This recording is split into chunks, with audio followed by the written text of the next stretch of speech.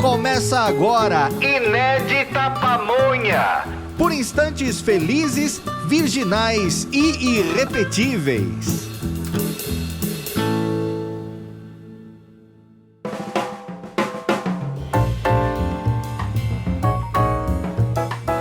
Olá, meus amigos, e não é que quinta-feira chegou, e quinta-feira é dia mesmo de Inédita Pamonha. O patrocínio é de Eastman Chemical do Brasil e de BNP Paribas Asset Management, podcast que fala sobre a vida, um podcast que nos convida à reflexão sobre a nossa presença por aqui, da maternidade à cova, antes e depois. Realmente faltará competência? Da maternidade à cova, a gente arrisca alguma coisa, apoiado nos grandes pensadores da história da humanidade.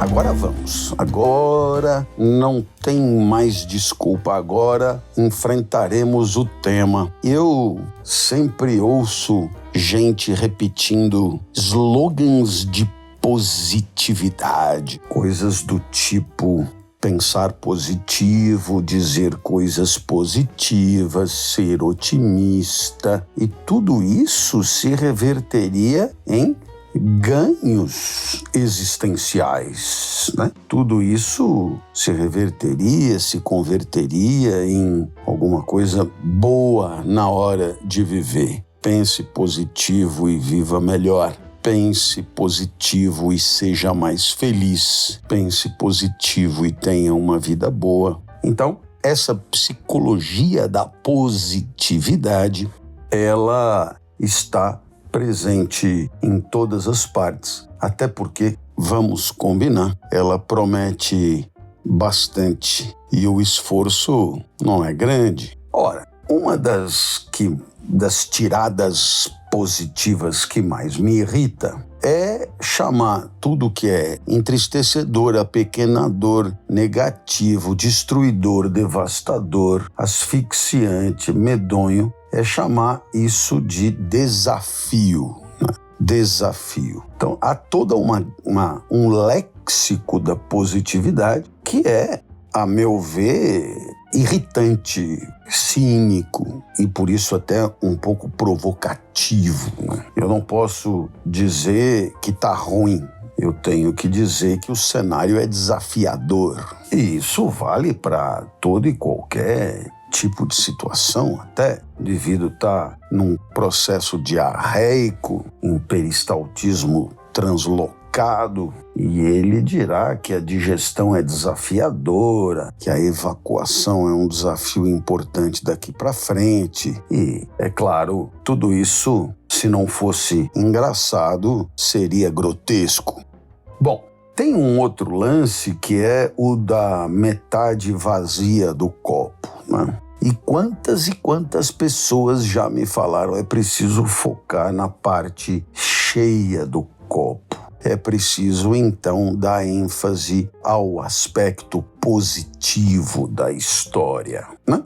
Veja que coisa bonita, porque, de fato, é possível encontrar alguma coisa que seja correlata à desgraça e que possa ser interpretada como positiva. Mas só o fato de você ter que procurar, só o fato de você ter que se esforçar para isso e tal, já é indicativo que o que mais chamou atenção, o que mais bateu pesado foi mesmo aquilo que você entendeu como negativo, né? Então, vem aí a pandemia, vem a quarentena, você não pode sair de casa, se sair tem que usar máscara, e haverá sempre alguém a dizer que o lado bom da coisa é que as pessoas em casa deram um tempo no consumo, né? As pessoas em casa se deram conta de que não precisam consumir tanto quanto consumiam antes. As pessoas se reeducaram em hábitos de consumo. Depois também dirão que todo mundo em casa, o meio ambiente agradece, né? Que despoluiu. E de fato isso aconteceu, né? De fato isso aconteceu. Mas eu queria perguntar para você o seguinte: você tem lá um copo cheio pela metade, porque no final das contas é mais ou menos sempre isso que nos toca, né?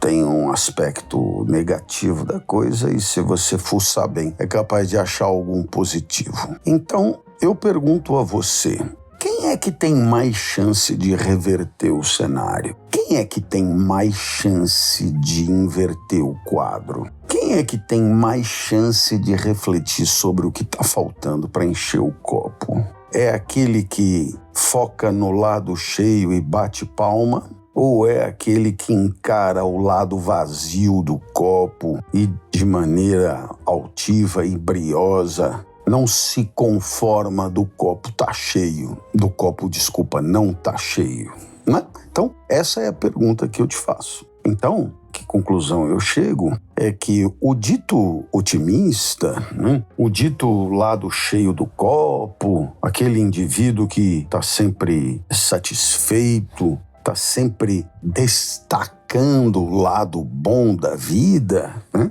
Esse indivíduo, ele, naquele momento em que faz isso, né, ele obviamente não está contribuindo em nada para encher o copo. Em nada encher o copo. Ele está satisfeito com a nota 3, ele está satisfeito com o 4/10, ele está satisfeito com o 5/10. O outro, que está encafifado com o lado negativo do copo, poderá estar atrás das suas causas. Por que ele não tirou 10? Por que ele não encheu o copo? Por que ele não está completamente feliz? E eu quero propor-lhes, então, a reflexão terá mais chance de estar mais capacitado numa situação semelhante a ter um desempenho existencial superior ao primeiro, que simplesmente aplaudiu a sua mediocridade.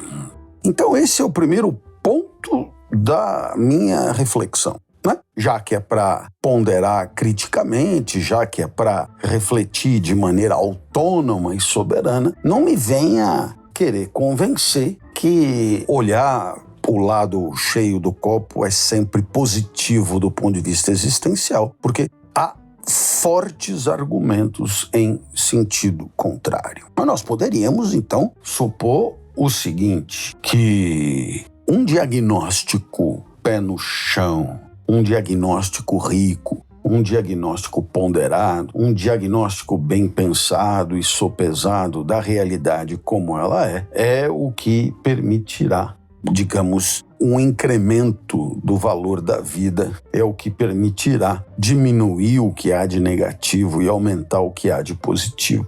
Portanto, nós poderíamos dizer que há uma espécie de solução para esse problema, que eu acho que é uma solução que nos acompanha a todos, que é o zelo por diagnosticar a realidade como ela é. Portanto, uma perspectiva serena, realista e para muitos pessimista e cética, porém um certo otimismo na vontade, né? Na vontade de transformar, na vontade de encher o copo, na vontade de melhorar. Aquele que só enxerga a parte cheia do copo, este terá menos vontade e menos condições de encher o copo do que aquele que tem uma noção mais completa, mais realista do copo como um todo, com a metade vazia e a metade cheia. Tem uma famosa frase do Gramsci, né? Pessimismo na análise da realidade e otimismo na vontade para transformá-la. Ou seja, não deixe de destacar aquilo que há de imperfeito em si mesmo e no mundo, não deixe de destacar, mas não deixe também de ter uma vontade férrea, uma vontade entusiasmada de diminuir o negativo em proveito de uma vida melhor.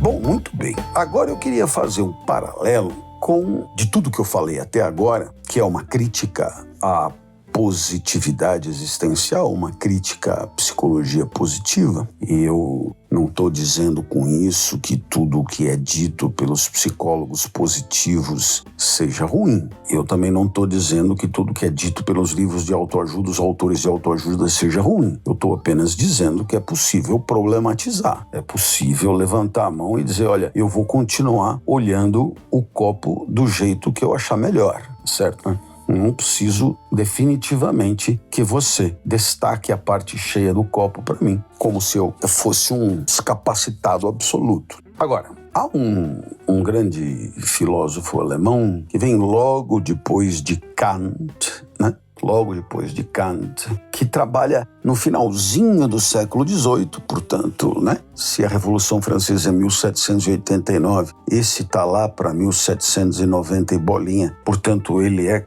a rigor contemporâneo de Kant. Na verdade, visitou Kant, conversou com Kant, etc., e propôs uma filosofia dita de idealismo romântico, não é? O idealismo alemão, né? O idealismo alemão, que é Fichte, F-I-C-H-T-E-E, né? Fichte. E o nosso amigo Fichte, ele dirá que se nós pudermos pegar todo o pensamento filosófico na história, ao longo da história, se nós fizéssemos um inventário desse pensamento ao longo da história, nós encontraríamos dois tipos de pensamento.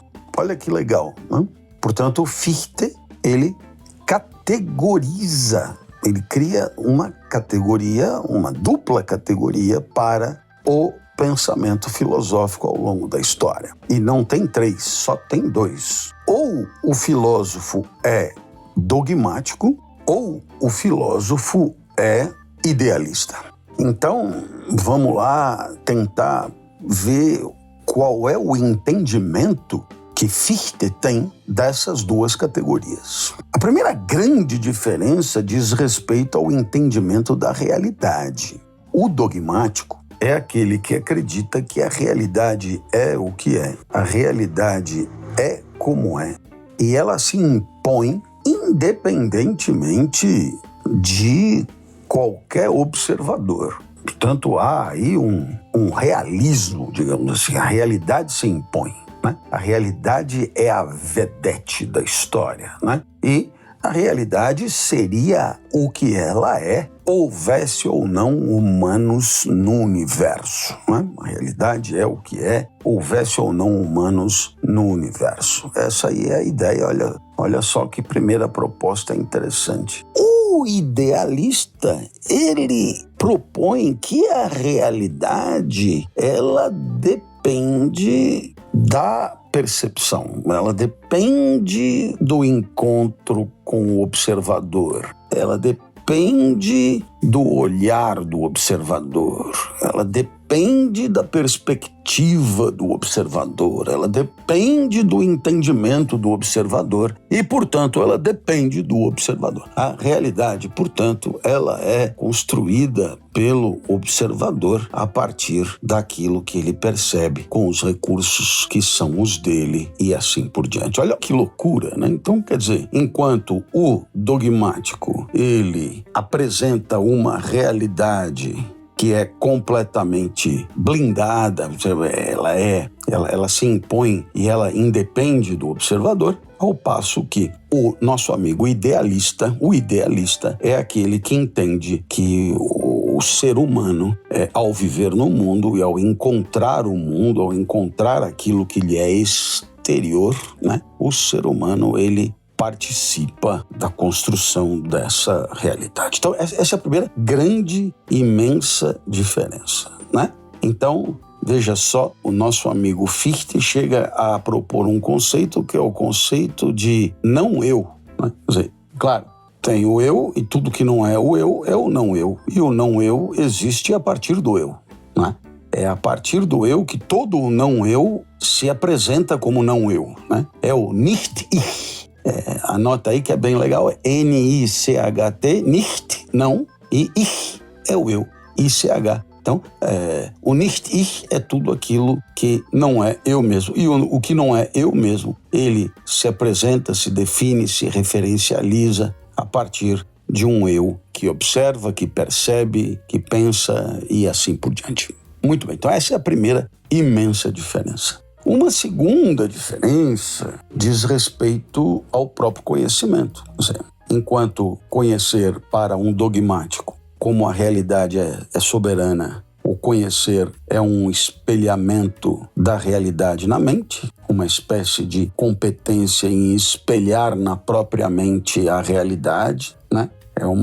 Conhecimento, portanto, é uma espécie de coincidência ou identidade entre o mundo fora de mim e o mundo representado por mim na minha mente, como se um espelho fora, enquanto que o conhecimento para um idealista é uma construção do sujeito, é uma operação do sujeito, é um trabalho mesmo, é uma atividade do sujeito, né? Uma atividade do espírito, né? E isso é uma imensa diferença também. Mas a terceira diferença que eu queria destacar aqui é a que mais me interessa. Enquanto o dogmático acha que as coisas são como são, e tem que ser como são, e só poderiam ser como são. Portanto, o dogmático é um fatalista, né? O dogmático sugere ao humano que cabe a ele deixar a realidade ser o que ela é. E quando eu digo a realidade, eu evidentemente o incluo junto, tudo é como só poderia ser. O idealista coloca ênfase na ação transformadora,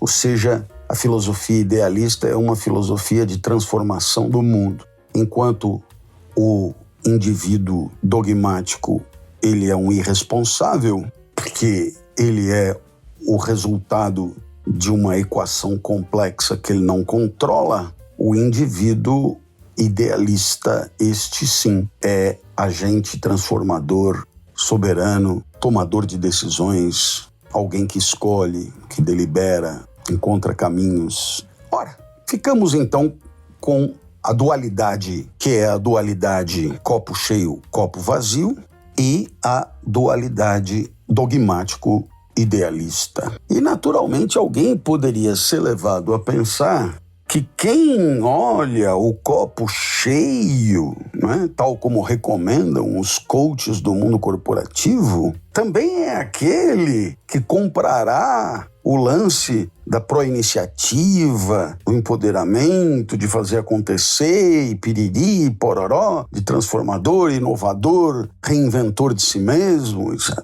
Enquanto que o indivíduo que olha o copo meio vazio, esse é um resignado, um acomodado, um derrotado, um fracassado, um perdido. E, no entanto, observe só, isso nem de longe procede. O indivíduo que só vê a parte cheia do copo não tem por que se coçar. O indivíduo que só vê a parte cheia do copo, no máximo vai querer nadar de braçada onde já está. O indivíduo que só vê a parte cheia do copo, no máximo vai querer conservar o que já ganhou. Quem é que vai pra briga? Quem é que vai virar o jogo? Quem é que vai reverter o quadro? Quem é que vai agir sobre o mundo e sobre a realidade? É aquele que também vê o copo vazio. E é por isso que nós poderíamos inverter as aparências e sugerir que o idealista é aquele capaz de examinar a realidade de maneira aguda,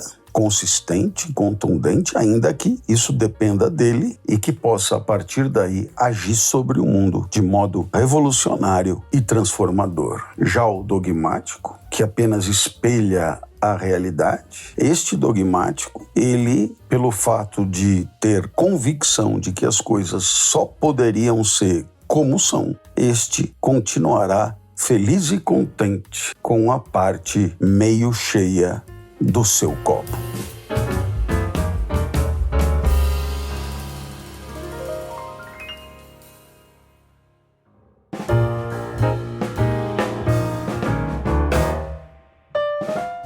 Fiquem bem, muitíssimo obrigado. Espero que tenham curtido. E se gostaram, voltem na quinta-feira que vem, porque na quinta-feira que vem tem mais Inédita Pamonha. E enquanto houver vida, haverá reflexão. Beijo grande, valeu!